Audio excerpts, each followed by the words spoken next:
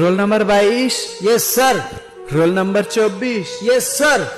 এরপরেই শেষবারের মতো বন্ধ হলো হাজিরার খাতাটা।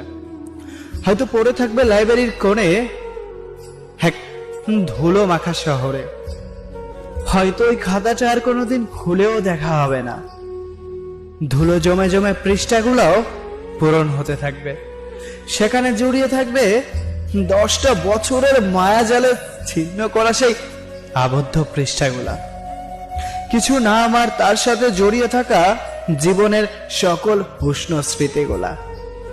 বন্ধু, আজ আমি কলেজ যাব না, তুই আমার প্রেজেন্টটা দিয়ে দিস।